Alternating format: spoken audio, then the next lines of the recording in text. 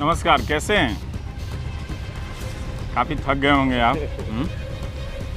हो अब तो हम चैनल में नहीं तो सब खुद ही करना पड़ता है। कदम में बांध लेता। आइए, तो आप संजय सिंह हैं और आपसे हम लोग बातचीत करेंगे। ये पुलिस की गाड़ी तिहाड़ वाली है कि ऐसे सांसद की सुरक्षा में? नहीं, ये यहाँ की यहाँ थाना है, उसकी गाड़ी है। अच्छा, उसकी गाड़ी है। पता चला कि हम भी आप लोगों के साथ साथ चले गए। कोई बात नहीं। संजय जी, आप नमस्कार, कैसे हैं आप? बस सब बढ़िया है। आइए बातचीत करते हैं आपसे। तो बाहर जब अक्सर हम लोग जेल की बात होती है और जेल का ख़तरा आता है तो नेता कहता है कि हमें जेल से घबराहट नहीं है, देख लेंगे। तब तक तो वो जेल नहीं गया होता है। जब जेल जाता है तब फिर उसको क्या दिखता है? फिर अपना वो उस तरह का साहस याद आता है या कुछ पंचर हो जाता है कि नहीं, ये तो कुछ ज़्यादा भयानक है? देखिए रवीश जी, अगर जेल के बारे में आप आज ही नहीं, पूरे इतिहास में भी उठा के देखेंगे तो कभी भी जेल की किसी ने सराहना नहीं की। वो चाहे गांधी जी हों, वो जेल के अंदर अधिकारों के लिए लड़ते रहे, चाहे भगत सिंह जी हों, जेल के अंदर अधिकारों के लिए लड़ते रहे। नेल्सन मंडेला जी का मैंने पूरा उनका जीवन पढ़ा। वो भी जेल में जब रहे तो लंबे समय तक तो जेल में अधिकारों के लिए लड़ते रहे। तो जेल में कुछ बातें, कुछ बुनियादी ज़रूरतें होती हैं जिसके लिए कई बार लड़ाई लड़नी पड़ती है। लेकिन ये मैं ज़रूर कहूँगा कि पहले जिस तरह की जेलें थीं या जेल को लेके जो धारणा है लोगों के मन में कि वो चेकदार कुर्ता और पैजामा पहना के और टोपी पत्थर तोड़ते रहते हैं, वैसा नहीं है। कैंटीन होती है जेल में, कबूतर पंजा होता है जहाँ पे कि कबूतर हैं, खरगोश हैं, वहाँ म्यूजिक रूम है, विपस्सना के रूम है, मल्टीपल पर्पज हॉल है जहाँ पे बैडमिंटन कोर्ट है। तो अब पहले की तुलना में काफ़ी सुधार है। फिर भी एक नेता के तौर पे आप सांसद हैं, कुछ ह्यूमिलिएशन तो हुआ होगा कि ह्यूमिलिएशन का तो जो सवाल है वो तो आपको मैं क्या बताऊं कि मतलब मुझे तो जो सामान्य कैदियों के भी अधिकार थे उस पर 11 दिन तक बैन था पूरी तरीके से। मुझे एक कोठरी में रखा गया जिसकी निगरानी 24 घंटे होती थी और 2 पुलिस वाले होते थे, वो 24 घंटे की ड्यूटी में, और हर 15 मिनट पे 5 मिनट पे वो पूछते थे, हाँ ठीक है अंदर ठीक है, तो मुझे बोलना होता था ओके। कई बार सो रहा हूँ फिर भी तो बोलते थे तो उनको बताना होता था। और 2 बार मुझे निकाला जाता था मेडिकल चेकअप के लिए जब कोर्ट का ऑर्डर था उसमें। तो उस समय अनाउंस होता था कि वार्ड नंबर 1, 2 और 3 के बंदी भाई अपने अपने वार्डों में चले जाएं, और जेल बंद होती थी, कर्फ्यू की तरह माहौल होता था, और तब मुझे लेके जाया जाता था हॉस्पिटल में, मेरा मेडिकल चेकअप होता था और फिर मैं अपने इस पूरे प्रोसेस में आप फील करते थे कि अब आप एक कैदी? बिल्कुल, वो तो कैदी है ये तो एहसास दिलाया ही जाता है। और मेरे साथ तो उल्टा ये था कि जो सामान्य कैदियों के अधिकार हैं वो भी नहीं थे। मतलब 6 बजे जेल खुल जाती थी तो बाकी कैदी तो कहीं भी आ जा सकते थे, मेरे लिए वो इजाज़त नहीं थी। 12 से 3 जेल बंद होती थी, 3 बजे फिर जेल खुलती थी और 6-7 बजे तक बाकी कैदी कहीं भी आ जा सकते थे, मैं नहीं जा सकता। अच्छा। तो 11 दिन के बाद मैं फिर सुपरिटेंडेंट से मिला तो मैंने कहा कि भाई मुझे जो सामान्य कैदियों के अधिकार हैं वो तो मिलने चाहिए, वो तो मेरा अधिकार है। तो उन्होंने कहा कि मैं इस पे फिर ऊपर बात करूंगा। फिर जिससे भी उनकी बात हुई हो, फिर उन्होंने ये कहा कि भाई जो समय बाकियों के खुलने का है वो इस समय ये कहीं भी आ जा सकते हैं और इनके साथ सिपाही रहेंगे। तो अगर आप देखेंगे तो ऐसे बहुत सारे क्षण आते हैं जब आपको कोर्ट में वो जो एक हवालात बनी होती है उसमें बैठाया जाता है, जब आपको ये अपराधियों की जो बैन है उसमें बैठाया जाता है और जाले लगे रहते हैं, चारों तरफ से अंधेरा होता है, पुलिस के जवान खड़े होते हैं वो लेके बंदूक, तो कई क्षण ऐसे आते हैं। लेकिन अच्छा ये रहा, मैं धन्यवाद दूंगा जो भी जेल के चाहे अधिकारी हों या दिल्ली पुलिस के जवान हों, किसी ने अपनी ओर से कोई ज़बरदस्ती या बदतमीजी की हो ऐसा मैं नहीं मानता। रहे होंगे उनके ऊपर भी दबाव रहे होंगे। मतलब उस अमानवीय क्षण में भी कुछ मानवीय पहलू थे आपके साथ साथ। बिल्कुल, आपको मतलब दिखता वो था कि ये कट जाएगा अगर ये उनके 6 नाम महीने- लेके नहीं बता सकता, लेकिन बातचीत में कहते थे कि आपके साथ गलत हो रहा है और हमें दबाव में काम करना पड़ रहा है। तब भी घर वाले परेशान हो गए होंगे, क्योंकि पीएमएलए मनी लॉन्ड्रिंग का कानून ऐसा है कि किसी को पता नहीं होता कि आप कब बाहर आएंगे। इसी केस में मनीष सिसोदिया 1 साल से जेल में। बिल्कुल आपने ठीक कहा, ये कानून ही ऐसा है जिसमें लंबे समय तक जेल में आपको रखा जा सकता है। लेकिन रवीश जी, 80% लोग अंडर ट्रायल हैं हिंदुस्तान की जेलों में। कोई 10 साल से अंडर ट्रायल है, कोई 5 साल से अंडर ट्रायल है, कोई 3 साल से अंडर ट्रायल है। विचाराधीन कैदी 10-10 साल से, सजा से ज़्यादा जेल रह गए। सजा से ज़्यादा जेल रह गए। तो जैसे मनीष सिसोदिया जी का या हम लोगों का केस तो सामने आ गया, बाकी तो ऐसे बहुत सारे लोग, जब आप जेल में जाएंगे तो असलियत पता चलेगी कि कितने लोग अंडर ट्रायल हैं लंबे लंबे समय से, उनकी तारीख पे तारीख ही पड़ रही है। 10-10 साल से जेल के अंदर है, अंडर ट्रायल। तो आपने कहा किसी इंटरव्यू में, आप कह रहे थे कि आप जेल से चिट्ठियां लिखते थे, तो मनीष को कभी चिट्ठी लिखी है आपने? या बंदी को पत्र नहीं लिख सकता है? नहीं, चिट्ठियाँ इस वाले हिस्से का तो मुझे ठीक से पता नहीं है। बंदी को चिट्ठी लिख सकता है, नहीं लिख सकता है, लेकिन जेल से बाहर चिट्ठियां असीमित लिख सकता है और बाहर से चिट्ठियां उसको आ सकती हैं, लेकिन वो चिट्ठियां जेल प्रशासन पढ़ेगा और उसमें कोई आपत्तिजनक चीज होगी तो उसको काटेगा। ये प्रावधान होते हैं। और अगर कोई ऑफिशियल चिट्ठी आपको भेजनी है, जैसे मैंने भारत के उपराष्ट्रपति जी को पत्र लिखा जेल से, तो उसको जेल सुपरिटेंडेंट अटेस्ट करता है और तब वो चिट्ठी जाती है। कोई गोपनीय चिट्ठी अगर आपको लिखनी है तो वो चिट्ठी सील्ड कवर में जाती है और आपकी चिट्ठी भी, जवाब भी आपका सील्ड कवर में जाता है। उसमें कई बार कोर्ट के आदेश लेने पड़ते। संजय जी, पता है मैं शुरुआत में जेल के बारे में क्यों बात कर रहा हूँ?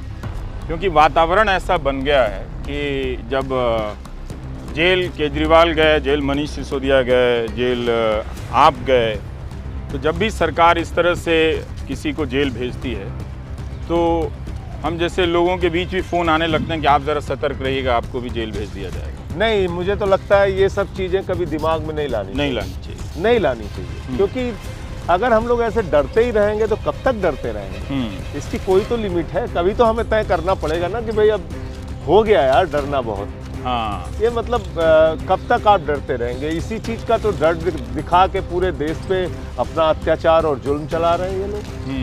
भाई, आपने एक निर्वाचित मुख्यमंत्री को उठा के जेल में डाल दिया जिसके खिलाफ कोई साक्ष्य नहीं है, अरविंद केजरीवाल जी के खिलाफ। और ये बात मैं दावे के साथ इसलिए कह सकता हूँ कि आज जो कागज मैंने देखे, मुझे अपने केस के बारे में तो कोर्ट से मनाही है, बात नहीं कर सकता हूँ, लेकिन जो केजरीवाल जी का केस पूरा है वो तो बहुत हैरान करने वाला है। मतलब 162 गवाह ईडी के हैं, 294 गवाह सीबीआई के हैं, दोनों ने मिला के 50,000 की 4 पेज की चार्जशीट दाखिल की है। और कितने गवाह केजरीवाल जी के खिलाफ? 4 गवाह। कौन कौन है? मंगुट्टा रेड्डी, राघव रेड्डी, कई सौ गवाह में से 4 गवाह 456 गवाह में से 4 गवाह। उन 4 गवाहों की भी हकीकत सुन लीजिए।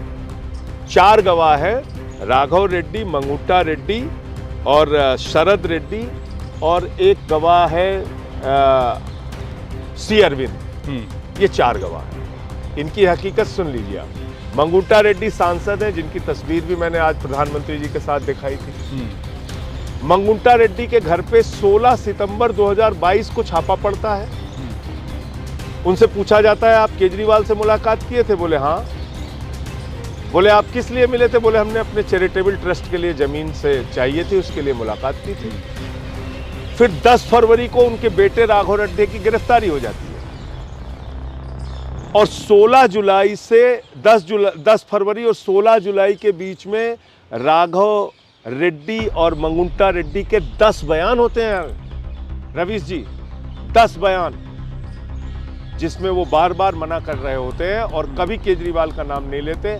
अंतिम के बयानों में जैसे ही वो केजरीवाल का नाम लेते हैं, 16 जुलाई को केजरीवाल का नाम लेते हैं, 18 जुलाई को राघव रेड्डी को जमानत मिल जाती है।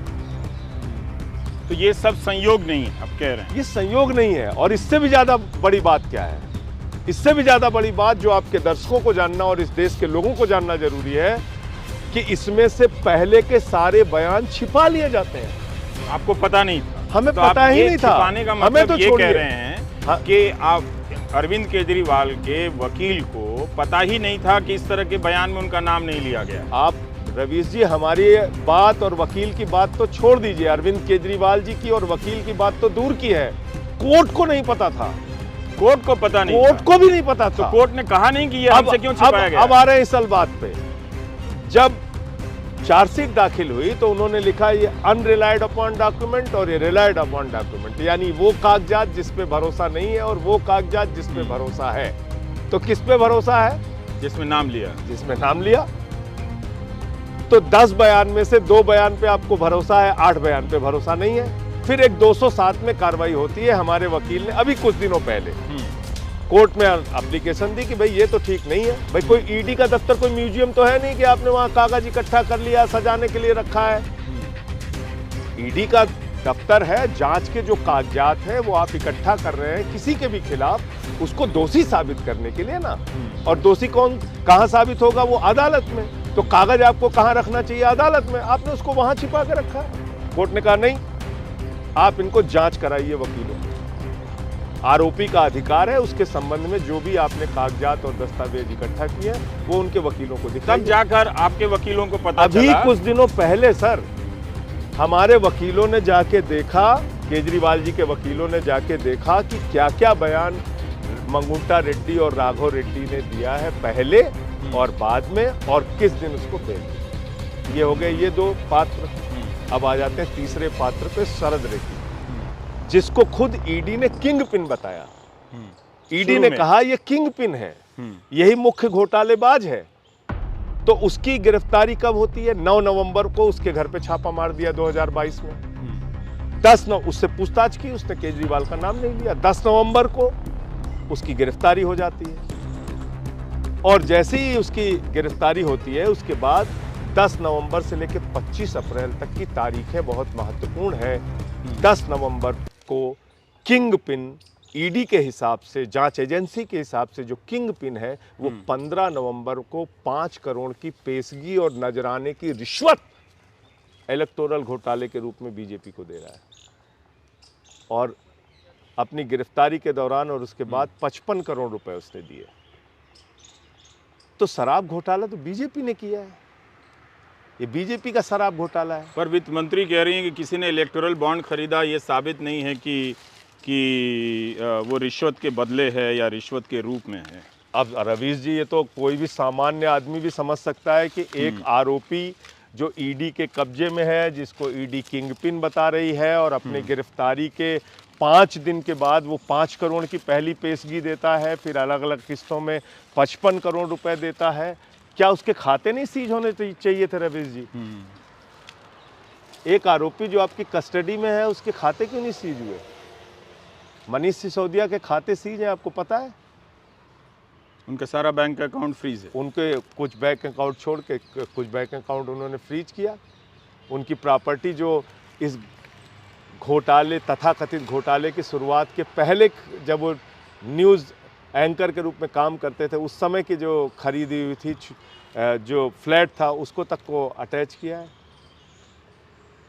तो आप देखिए कि जो शरद रेड्डी है वो ईडी की कस्टडी में है और उसके बैंक अकाउंट से 55 करोड़ रुपए जा रहा है और ईडी को पता नहीं। बीजेपी को चला जा रहा है। हो सकता है। और अगर इसको वित्त मंत्री जी डिफेंड करेंगी तो कैसे करेंगी भगवान जानता है। हालांकि बीजेपी किसी को भी डिफेंड कर सकती है, वो चाहे अजीत पवार हो, छगन भुजबल हो, हसन मुशर्रफ हो। तो आप आंध्र प्रदेश जाएंगे श्रीनिवासलू रेड्डी के खिलाफ कैंपेन करने? हेमंत विश्व शर्मा, वो तो फोटो मैंने आज दिखाई थी, आपको भी दिखा देता हूँ। अब तो वही जो मैंने आपकी प्रेस कॉन्फ्रेंस देखी थी, वही आप जो जाएंगे आंध्र प्रदेश में श्रीनिवासलू रेड्डी के खिलाफ कैंपेन करने के लिए? अब वो इंडिया गठबंधन के जो कैंडिडेट बुलाएंगे तो जरूर जाएंगे। पर आप जमानत की शर्तों के हिसाब से आप दिल्ली से बाहर नहीं जा सकते। बता के जा सकते हैं, बता के जा सकते हैं। और हमारी किसी पॉलिटिकल एक्टिविटी पे रोक नहीं है, कोई रोक नहीं है। नहीं, हमारी किसी भी राजनीतिक गतिविधि पर रोक नहीं है। और मुझे आईओ को बताना होगा तो मैं बता के जा पर सकता संजय, हम ये जानना चाहते हैं कि ये जो बात आप गवाहों की कर रहे हैं कि 10 बयान, 7 बयान, 6 बयान जिसमें अरविंद केजरीवाल का नाम नहीं लिया जाता है, ये सब आप लोगों को अभी पता चला है, इसलिए अभी आप कह रहे पता हैं, चल क्योंकि रहा है। पिछले 1 साल में 2 साल से जब हम लोग केस 2 साल से तो गिरफ्तारियां और ये सब बातें नहीं आ रही थी। 2 साल से गिरफ्तारियां और जांच ही चल रही थी। जब हमने उनसे छिपाए गए कागज मांगे कि भाई आपने कौन सी चीजें ऐसी रखी है जो अनरिलायड अपॉन डॉक्यूमेंट में है, जब उस पे उन्होंने उन्होंने कहा अभी वो कागज भी मिले नहीं, उसकी जांच करने के ही सिर्फ आदेश मिले हमारे वकीलों को। पर तो ईडी के वकील कोर्ट में, आप बात पूरी कर लीजिए। तो जब हमारे वकील गए तो उन्होंने देखा ये बयान है। ईडी के वकील हाई कोर्ट में कह रहे थे कि किसी भी गवाह से कई चरणों में पूछताछ होती है ताकि वो बयान को क्रॉस चेक किया जाए, तब जाके असली बयान वापस आता है। तो इसमें कोई बड़ी बात नहीं है कि 9 बयान में पहले नाम नहीं लेता और 10वें में नाम लेता है। सेक्शन 50 में जिससे भी पूछताछ होती है तो उससे पूछिएगा, किसी से भी या किसी वकील से पूछिएगा। मुझे तो ये कहा गया, मैं अपने केस के बारे में ज़्यादा डिटेल नहीं बोल सकता, लेकिन ईडी का अधिकारी किसी भी व्यक्ति से अगर सेक्शन 50 में बयान लेता है तो कहता है देखो भाई सेक्शन 50 का बयान है, अगर कुछ भी गलत बोलोगे तो तुम्हारे खिलाफ कार्रवाई होगी। अच्छा, तो उसमें तो गलत बयान दे ही नहीं सकता। राजू साहब तो इस बात को जानते हैं, कैसे वो बोल रहे हैं इस बात को। आज सेक्शन 50 में गलत बयान नहीं दे सकते हैं।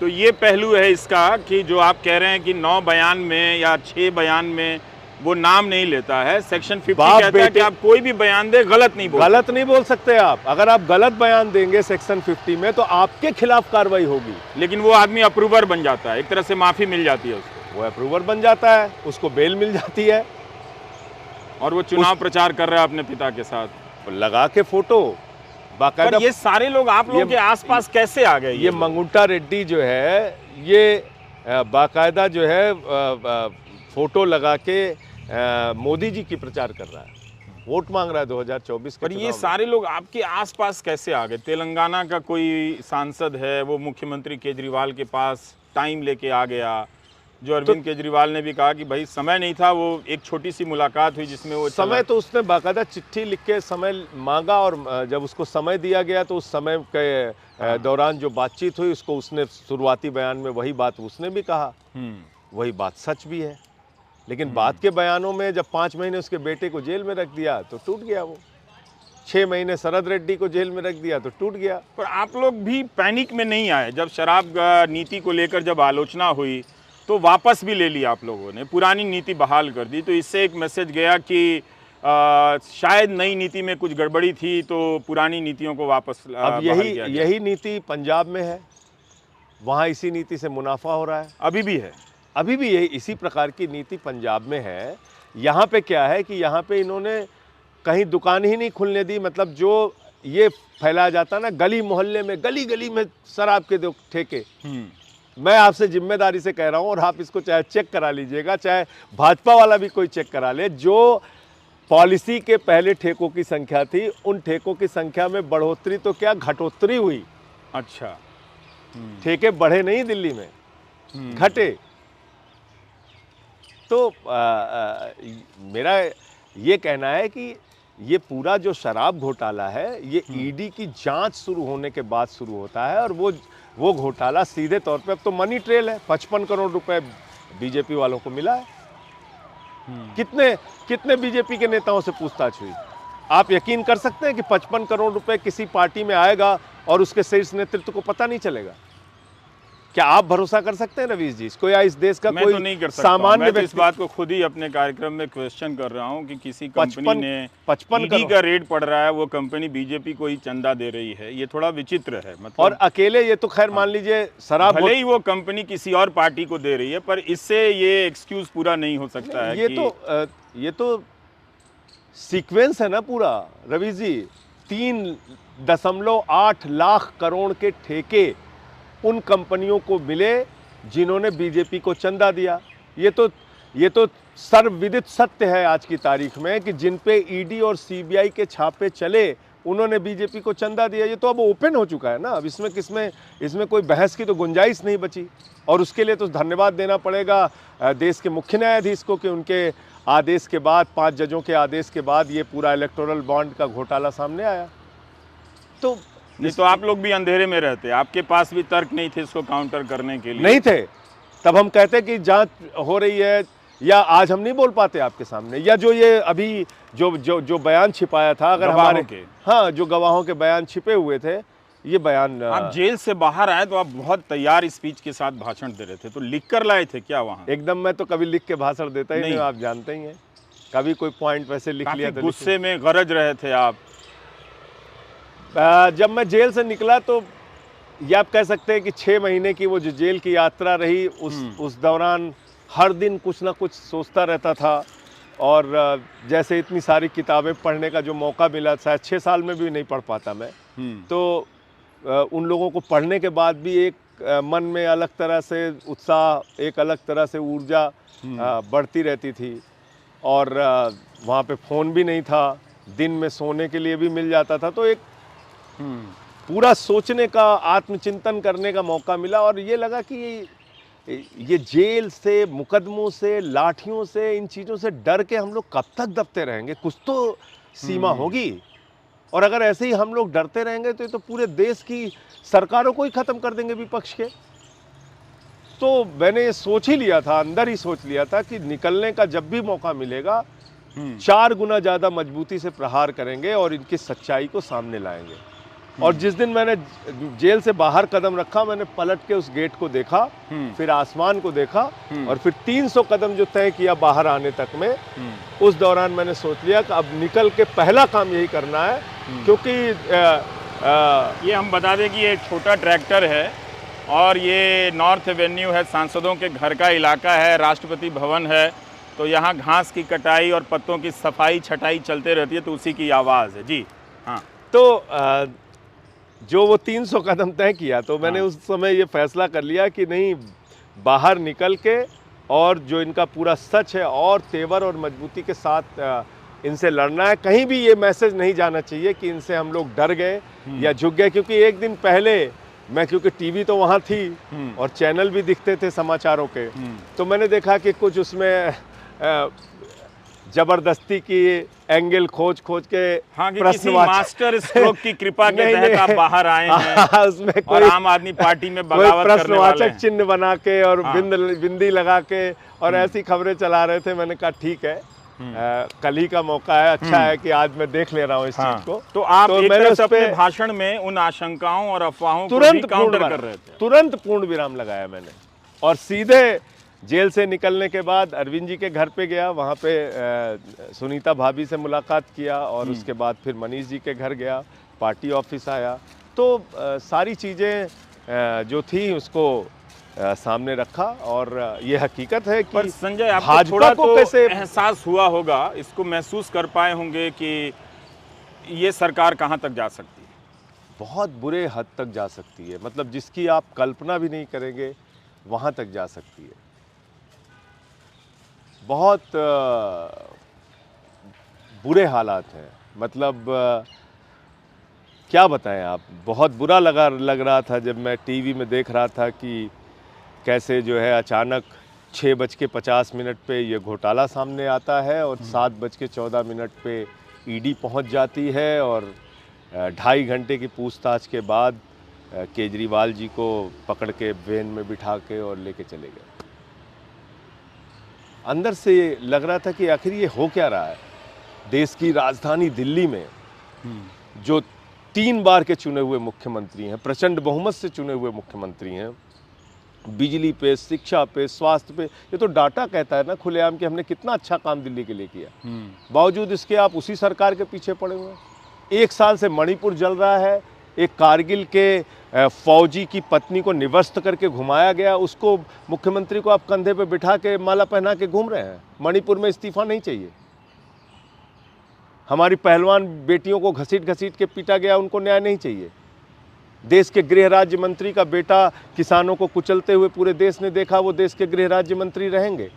और केजरीवाल को फर्जी मामले में गिरफ्तार करो और उनको तुरंत इस्तीफा दे देना चाहिए। पर यही तो कहा जा रहा है कि आप लोग भी मांग करते थे कि जब इस आरोप लगते थे तो इस्तीफा दे दीजिए, तो आपको भी देना चाहिए जब आरोप लगे तो ये तो एक आरोप तो हमेशा ही फर्जी होते हैं और असली भी हो सकते हैं। उस समय हमें नहीं पता था कि एक अरविंद केजरीवाल जी को गिरफ्तार करने के लिए ऐसी साजिश करके केस बनाने वाली सरकार आएगी। पहले एक मुख्यमंत्री को किया, फिर दूसरे मुख्यमंत्री को किया, कल को भगवंत मान को कर लेंगे फर्जी मुकदमा करके, ममता बनर्जी को, सिद्धारमैया को, रेवंत रेड्डी को और स्टालिन को, विजयन को, ये तो सबको पकड़ के अंदर कर देंगे। 2 फर्जी मुकदमा ही तो लिखना है रवि जी, और क्या करना है, अरेस्ट करके जेल। और देखिए ये जो बात है कि भाई कानून सबके लिए बराबर है, ठीक है, तो फिर कानून तो प्रधानमंत्री जी के लिए भी बराबर है। तो 4 दरोगा पहुंच के पंजाब से उनसे पूछताछ करने लगेगा।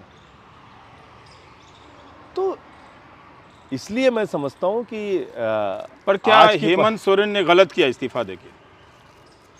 मैं समझता हूं कि आज के समय की जो चुनौतियां हैं, हो सकता है उसका अंदाज़ा उनको नहीं लग पाया होगा, लेकिन आज की समय की जो चुनौतियां हैं, इस हिसाब से अगर हम लोग इस्तीफा देते रहेंगे तो इनके लिए रास्ता आसान होगा, इनका मन बढ़ेगा। इनको तो लगेगा ठीक है, ये तो अच्छा तरीका है, 4 फर्जी मुकदमा लिखो, गिरफ्तार करके जेल में डालो, और जब भाई मुख्यमंत्री जेल में चला गया तो पार्टी तोड़ने में आसानी। तो हेमंत सोरेन को भी जेल जाना चाहिए था बिना इस्तीफा दिए हुए? जाना चाहिए था, और आगे भी अगर ये लोग करते हैं तो मैं तो ये कहूँगा कि नहीं देना चाहिए, लड़ना चाहिए इनसे। तो फिर मनीष सिसोदिया ने क्यों इस्तीफा दिया? अब ये बढ़िया सवाल आपने पूछा। देखिए क्या है कि आज की तारीख में मुख्यमंत्री के तौर पे सरकारी विभागों को मॉनिटर करना, देखना, ये केजरीवाल जी शुरू से करते रहे, लेकिन विभाग मुख्यमंत्री के पास, चाहे वो स्वास्थ्य का हो, शिक्षा का हो, कोई विभाग उनके पास नहीं है।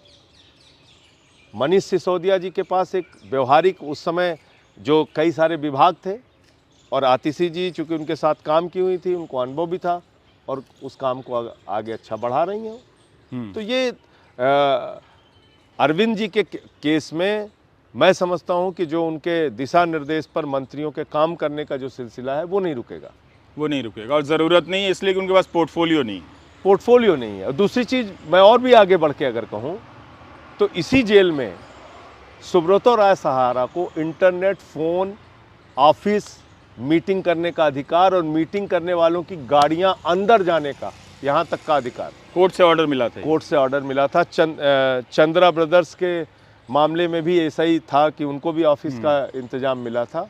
तो हमेशा तो जेल में रहेंगे नहीं केजरीवाल जी, बेल से बाहर भी आएंगे, जब तक वो हैं ये सुविधा भी उनको दी जा सकती है मीटिंग करने की। पर क्या आपको लगने लगा है कि जिस तरह से आप 6 महीने रहे, मनीष सिसोदिया 1 साल रहे, उनका भी टर्म जेल में लंबा हो सकता है? मुझे अब ऐसा नहीं लगता, क्योंकि बहुत सारा सच सामने आ रहा है और बहुत सारे कागजात, ये जो मैंने आपको बताया 207 की कार्रवाई के तहत जांच करने का जो अधिकार है, उसके तहत बहुत सारे सच सामने आ रहे हैं और माननीय न्यायालय को इसका संज्ञान लेना चाहिए।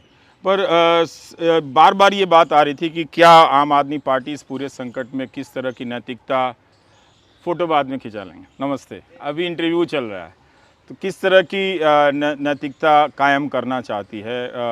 और सवाल वहीं लौट कर आता है कि केजरीवाल को इस्तीफा देना चाहिए था। देखिए नैतिकता का आज सवाल कहाँ है रवीश जी, आप मुझे बताइए।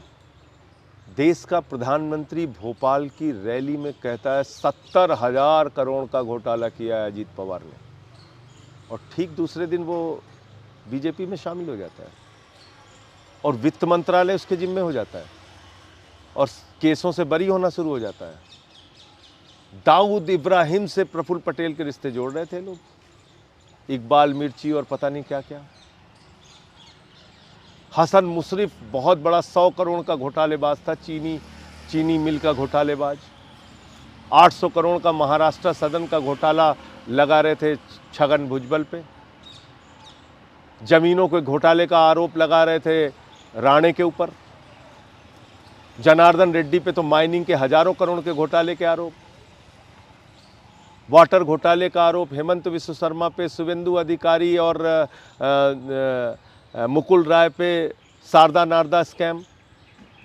तो मोदी जी तो भ्रष्टाचारियों को गले लगा रहे हैं। और मैंने तो नारा दिया है बीजेपी वालों के लिए कि जो जितना बड़ा भ्रष्टाचारी वो उतना बड़ा पदाधिकारी। ये आप लिख रहे थे क्या जेल में? हाँ, सब बना भी रहे थे, क्योंकि अब और ये सबसे ज़्यादा दुख की बात तो बीजेपी कार्यकर्ताओं के लिए है। वो बेचारे नारा लगाते घूमते रहते हैं आदर्श घोटाला, पता चला वो बीजेपी में शामिल हो गया। कभी ऐसा संयोग हुआ कि आप मनीष सिसोदिया या सत्येंद्र जैन कोर्ट के प्रोसेस में या किसी और प्रोसेस में एक दूसरे को क्रॉस कर रहे हैं? नहीं, कोर्ट के प्रोसेस में जब भी मनीष जी आते हैं तो वहाँ पे मुलाकात होती है। जब कटघरे में हम दोनों लोग साथ ही खड़े होते तो कई बार जब ऐसा मौका आता है कि हाँ, आप दोनों साथ में होते हाँ, हैं। बस उसी समय जब कोर्ट की कार्रवाई होती है उसी समय मिलते हैं।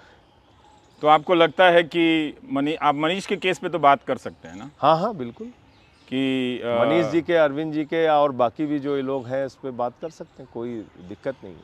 हमें अपने केस पे कुछ नहीं बोलना, बस।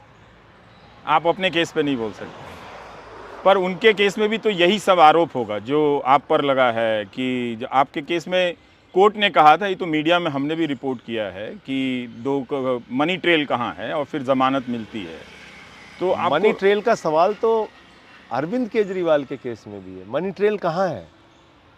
कोई रुपया बरामद किया? 1 रुपया बरामद किया आपने? पर ईडी के वकील ने कहा पैसा खर्चा हो गया। इसका मतलब ये नहीं। सुन लीजिए सर, अरविंद जी के घर पे 1 रुपया बरामद किया आपने? मनीष सिसोदिया के घर पे किया? उनके तो गांव भी गए, बैंक लाकर सब चेक कर लिया आपने, कुछ मिला आपको? कोई बरामदगी हुई? कोई संपत्ति मिली? पैसा कहाँ चला गया? आसमान में चला गया, जमीन ने निगल लिया, कहाँ चला गया पैसा? भ्रष्टाचार हुआ तो पैसा कहाँ गया?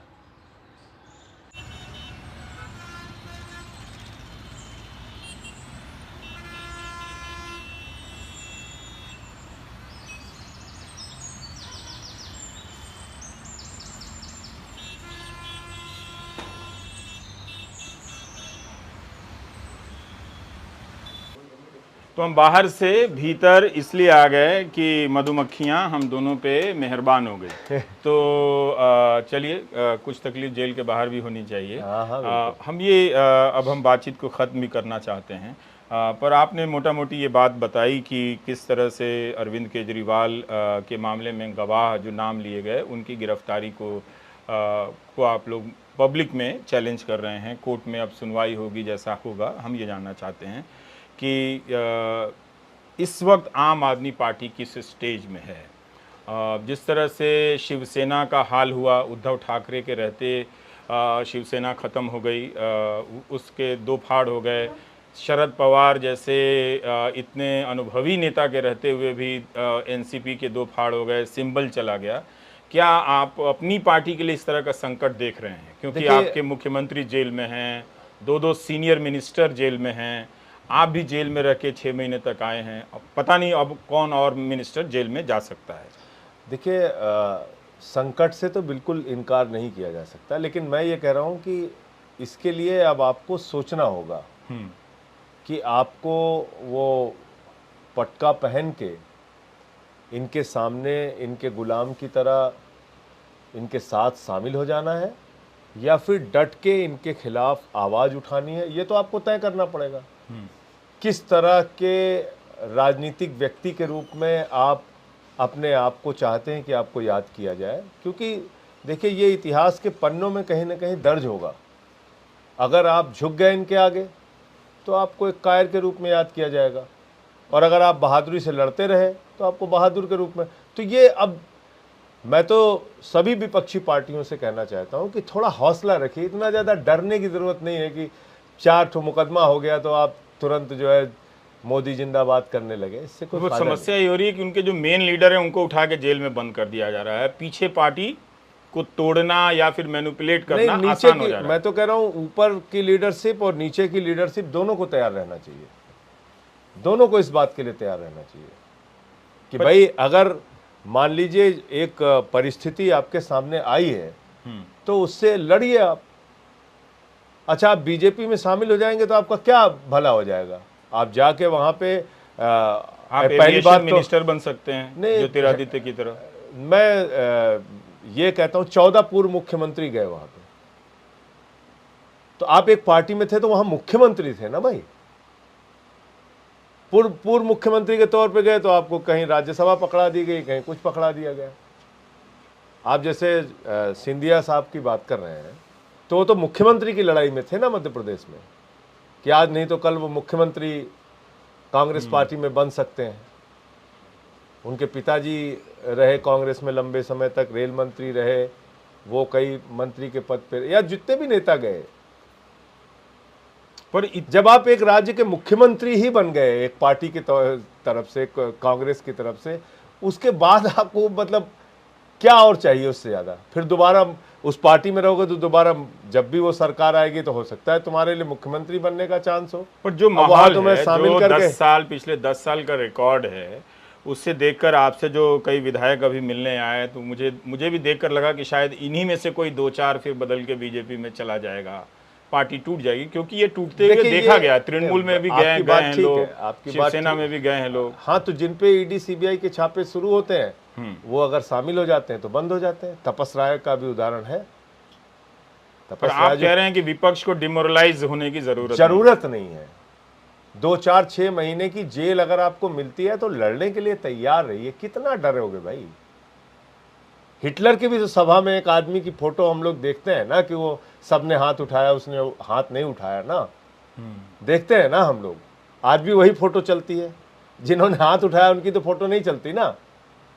जो हिटलर के समर्थन में उसके आगे झुक के नमन करते हुए हाथ उठाते थे, उनकी फोटो नहीं चलती ना। उसी एक आदमी की चलती है जिसने हिटलर के आगे हाथ नहीं उठाया। जेल में आपने हिटलर से संबंधित किताबें पढ़ी? नहीं, हिटलर से संबंधित नहीं पढ़ी। पढ़ी। एक किताब मुझे भेटी, केवल लड़का वो खड़ा भी है, प्रिंस, हाँ। इसने भेजा था हिटलर की तानाशाही, लेकिन वो समय नहीं मिल पाया, मैं नहीं पढ़ पाया उस किताब को। तो किस तरह की किताबें थी? मतलब लोकतांत्रिक अधिकारों वाली किताबें? ज्यादातर वही थी, ज्यादातर आज़ादी के आंदोलन से जुड़ी हुई किताबें थी। जैसे नेल्सन मंडेला जी का पूरा इतिहास बहुत विस्तार से पढ़ने को मिला और बहुत प्रेरणा मिली उनसे, कि एक आदमी इतने लंबे समय तक जेल में रह के भी नहीं टूटा। उनके सामने भी बहुत समय ऐसे प्रस्ताव आए। तो आप ये तय करके बैठे थे कि आप नहीं टूटेंगे, चाहे 6 महीने चाहे 2 साल हो? कुछ भी नहीं, सवाल ही नहीं है, टूटने का तो प्रश्न ही नहीं है। रवीश जी, अपने घर वालों से मैं बात करता था, 15 मिनट हंसाता था। मेरे घर वालों को यह पूछने की इजाजत नहीं थी कि तुम कैसे हो, क्योंकि उसकी रिकॉर्डिंग होती थी। मैं नहीं चाहता था कि ये रिकॉर्डिंग अगर हमारे ऊपर बैठे हुए लोग देखें तो उनके मन में ये जाए कि संजय सिंह का मनोबल गिर रहा है या उनका परिवार टूट रहा है। मैं कहता था ये मत पूछो कि मैं कैसा हूं, ये पूछो कि जेल में लोग कैसे हैं। हमारे परिवार को ये भी पूछने की इजाजत नहीं थी, ये भी पूछने की इजाजत नहीं थी। तो परिवार ने भी बहुत सैक्रिफाइस किया, लड़ रहे हैं सब। मैंने तो उस जेल की यात्रा में जो किताब पढ़ी, शहीद आजम भगत सिंह पर, भगत सिंह और क्रांति का साक्ष्य, उसमें एक जिक्र है किताब में घटना का, कि भगवती चरण बोरा जी की शहादत हो जाती है जब वो बम का टेस्ट करने के लिए जाते हैं। दुर्गा भाभी के पति हैं वो, और उनकी 3 साल का छोटा बच्चा है सची। और दुर्गा भाभी को शहीद आजम भगत सिंह के साथ पत्नी बन के, उनकी वेश बदल के, वो एक अंग्रेज अफसर का कोट और उस तरह का वेश पहन के, और दुर्गा भाभी उनकी पत्नी बन के उस बच्चे के साथ उनको जाना है कलकत्ता, उनको छोड़ने के लिए, भगत सिंह जी को छोड़ने के लिए। इस बात की योजना बनती है। तो भगत सिंह भावुक हो जाते हैं, कहते हैं आपके पति नहीं है, उनकी तो शहादत हो चुकी है, और ये जो काम आप करने जा रही हैं दुर्गा भाभी, ये इसमें बहुत खतरा है, आपकी मृत्यु हो सकती है। और ये आपका जो छोटा बच्चा है ना, ये सची, इसकी भी मृत्यु हो सकती है। तो दुर्गा भाभी ने पलट के जवाब दिया कि भगत सिंह, तू भी तो किसी का बेटा है। ऐसे लोगों ने हिंदुस्तान के लिए लड़ाई लड़ी। पर उस हिंदुस्तान में प्रफुल्ल पटेल भी तो है ना? हाँ, तो है। तो प्रफुल्ल पटेल अपने रूप में याद किए जाएंगे, भगत सिंह सदियों सदियों तक याद किए जाएंगे। तो आप ये एक स्पष्टता से समझ गए हैं कि कि अगर आपको भाजपा के और मोदी के शासन में रहना है, जीना है, अपनी आवाज उठानी है, तो सबसे पहली शर्त है उसकी कि आप यातना झेलने के लिए तैयार रहिए। और आपको याद होगा मैंने कोर्ट के बाहर कहा था, मैं नरेंद्र मोदी की यातना का पैमाना चेक करना चाहता हूं, मैंने कहा था। पर अभी 2 महीने बाद जब मतदान हो जाएगा, अभी से उनके जीत की घोषणा कर दी गई है, मान लीजिए जीत हो जाती है, तब क्या आपको लगता है कि विपक्ष डिमोरलाइज हो जाएगा, या आपकी जो लड़ाई है उसकी ताकत खत्म हो जाएगी? पहली बात तो मुझे नहीं टूट जाएगा। पहली बात तो मुझे नहीं लगता कि ये जीत जाएंगे, क्योंकि ये झूठे नारे गढ़ने में बहुत माहिर हैं। और अगर ये जीत रहे होते हैं तो आप भी इतने दिन से इतने वरिष्ठ पत्रकार हैं, आपका बड़ा सम्मान है पूरे देश और समाज में। लोग ये समझते हैं इस बात को कि कोई आदमी अगर जीतता रहता है तो अपने विपक्षी को जेल में डालने की कार्रवाई, बैंक खातों को सीज करने की कार्रवाई, ऐसी कार्रवाई कोई नहीं करता।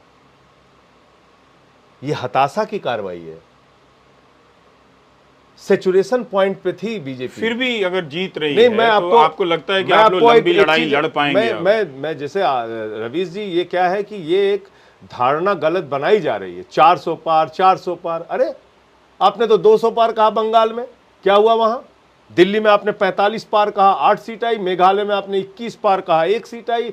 हरियाणा में आपने 75 पार कहा, वहां पे 40 सीट आई। आपने महाराष्ट्र में कहा था 150 पार। तो आप तो नारा ऐसे ही देते रहते हैं, 150 पार, 200 पार, 300 पार, 400 पार।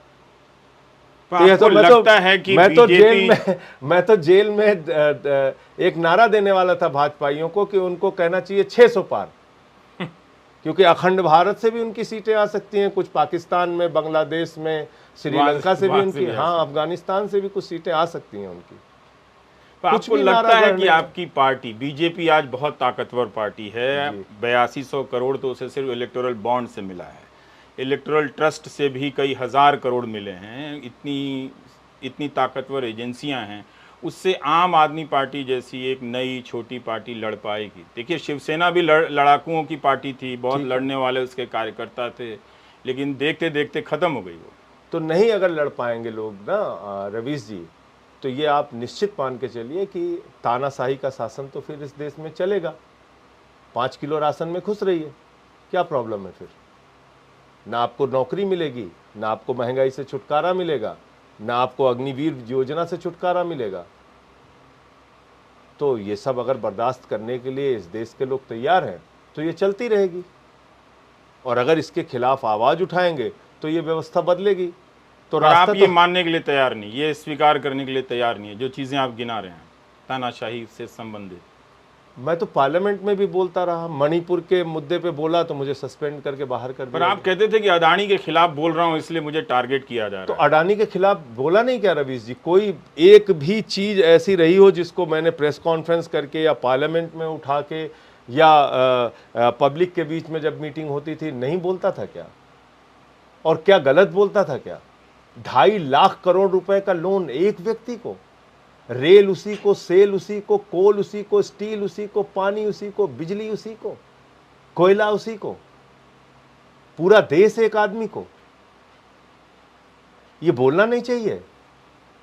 इस देश का आम आदमी 5 किलो राशन पे गुजारा करेगा। आज भारत पर कैपिटा इनकम के मामले में 142वें स्थान पे है और कहते हैं 5वीं बड़ी अर्थव्यवस्था, पांचवी बड़ी अर्थव्यवस्था। अरे भैया, आप पहली बड़ी अर्थव्यवस्था बन जाइए, लेकिन उस अर्थव्यवस्था में हिस्सा किसका है?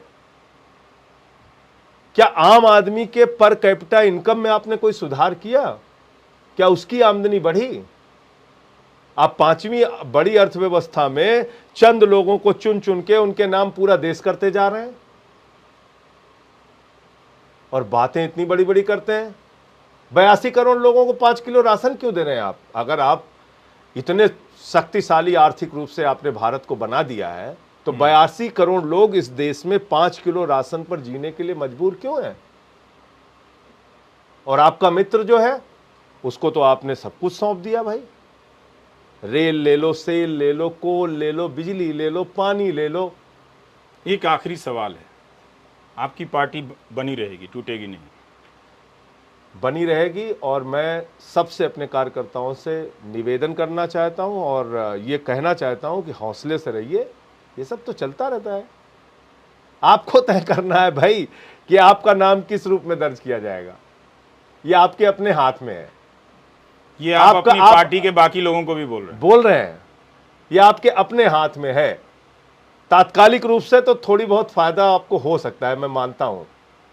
कभी आप मंत्री बन जाएं, कभी आप कोई और सुविधा आपको मिल जाए, ये सब तात्कालिक रूप का फायदा तो हो सकता है। लेकिन जब आपके बच्चे जाएंगे लोगों के बीच में, या 50 साल के बाद भी याद किया जाएगा, तो याद किया जाएगा कि इसका बाप गद्दार था, कायर था या बहादुर था।